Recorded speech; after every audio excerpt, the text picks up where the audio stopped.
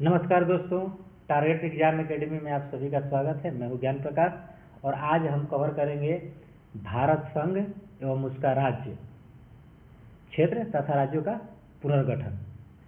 तो हम सबसे पहले क्या कवर करेंगे कि भारत क्या है, राज्यों का संघ है।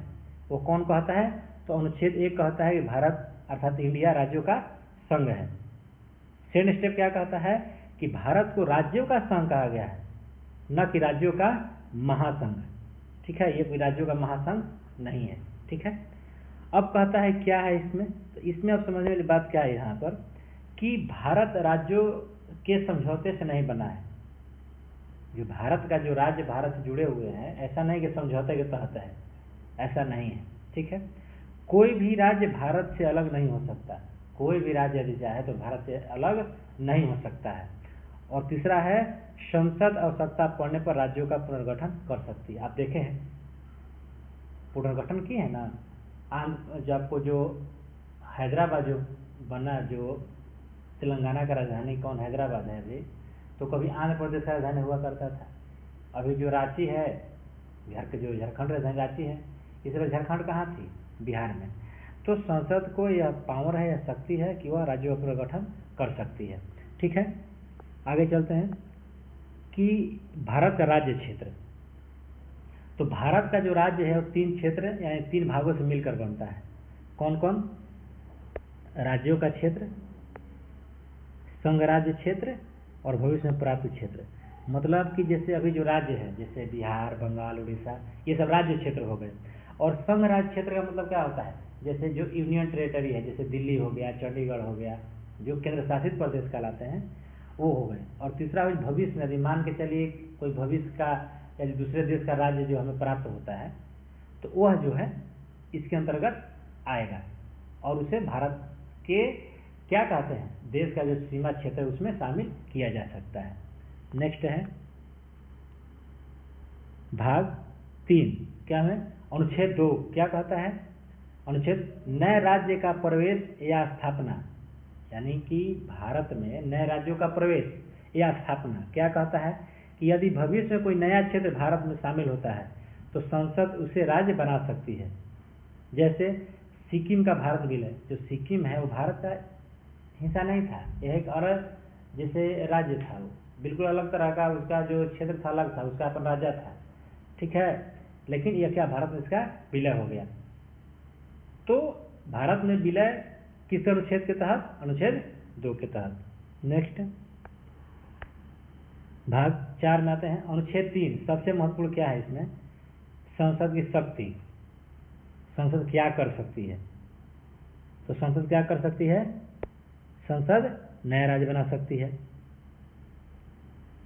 क्या कर सकती है? 2 राज्यों का विलय कर सकती है, यानी 2 राज्यों को मिलाकर एक राज्य बना सकती है। राज्य की सीमाएं परिवर्तन कर सकती है, जिसका बॉर्डर है, मान के चलिए अभी हमारा बिहार झारखंड का जो बॉर्डर रोहतास के बाद आप अगर पार कीजिए औरंगाबाद के बाद, तो क्या पड़ता है? झारखंड पड़ता है। तो क्या करेगा?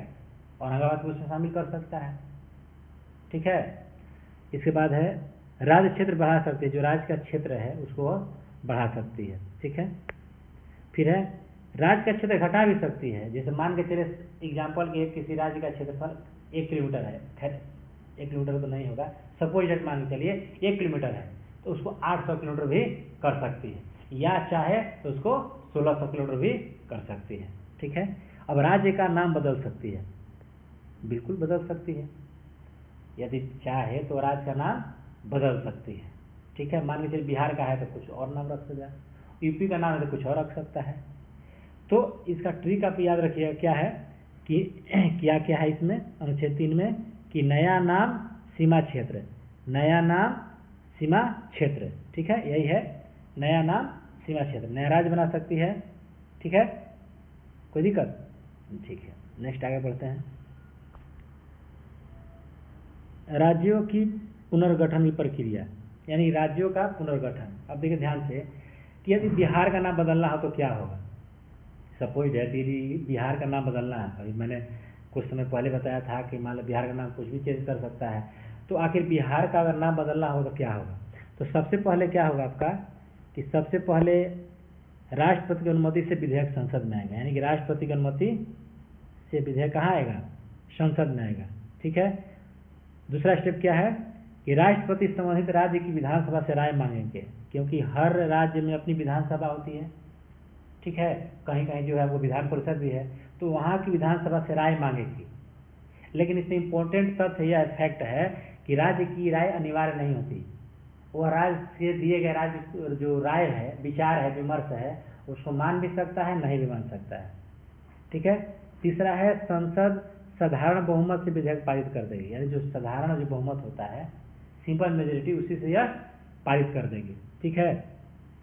अब इसमें एक और चीज़ होता है कि अनुच्छेद 3 के लिए संविधान संशोधन नहीं चाहिए। जैसे कि संविधान संशोधन 368 है, उसके अंतर्गत क्या होता है, आपको संविधान में संशोधन होता है। लेकिन इस तरह के कार्य करने के लिए, पुनर्गठन करने के लिए संविधान में संशोधन जरूरी नहीं है। ठीक है। नेक्स्ट है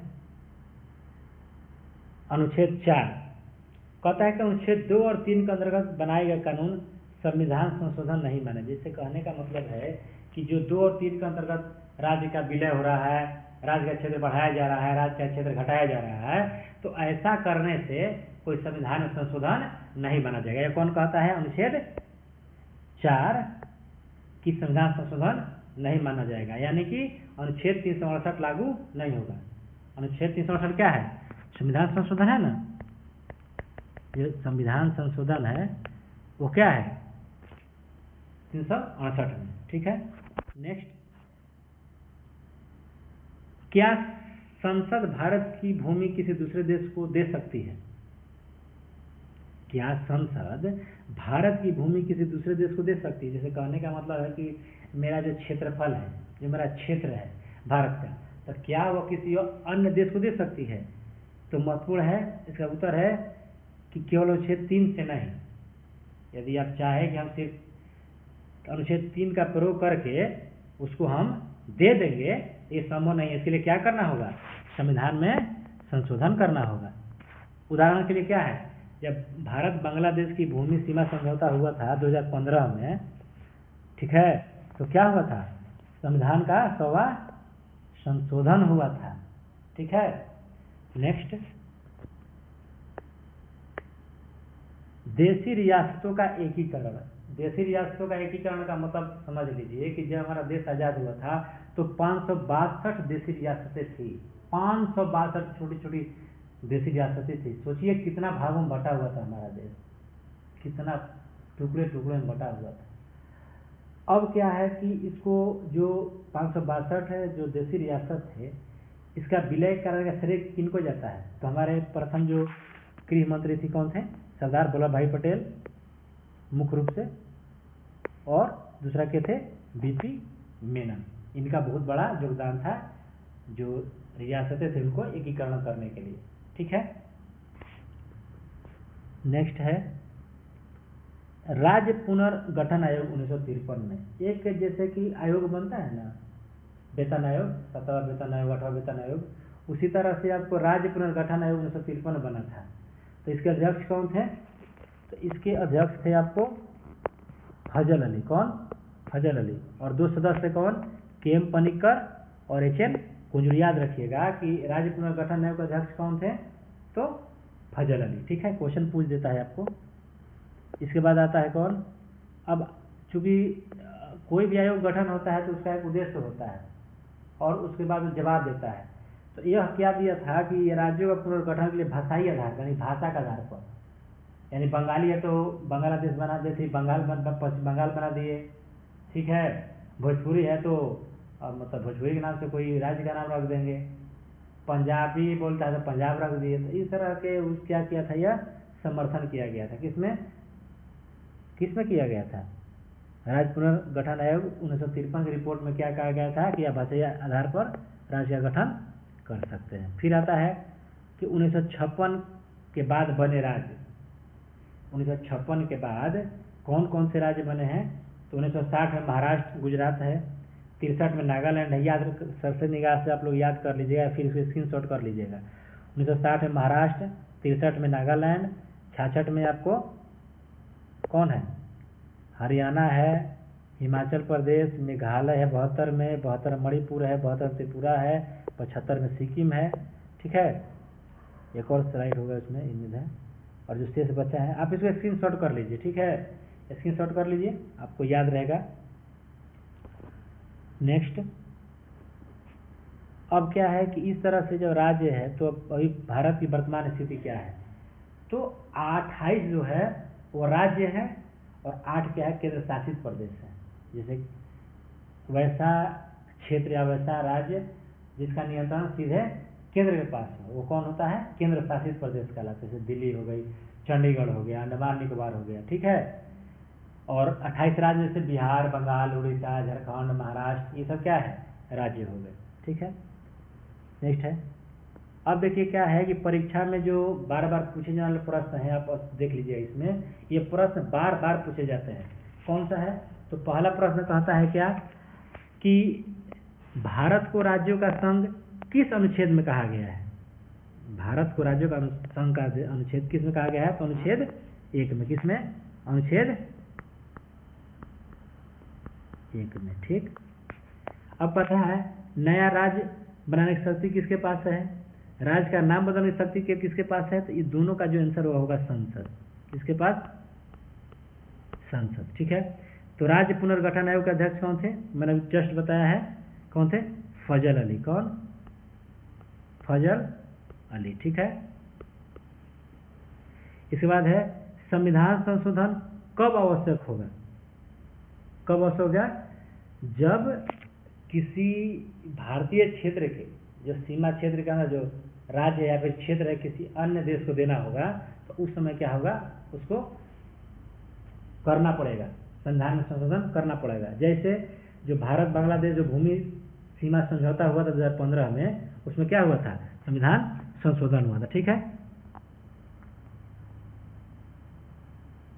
अब कहता है कि 100वां संशोधन किससे संबंधित है, तो किससे संबंधित है, भारत और बांग्लादेश का सीमा समझौता, ठीक है, भारत और बांग्लादेश का।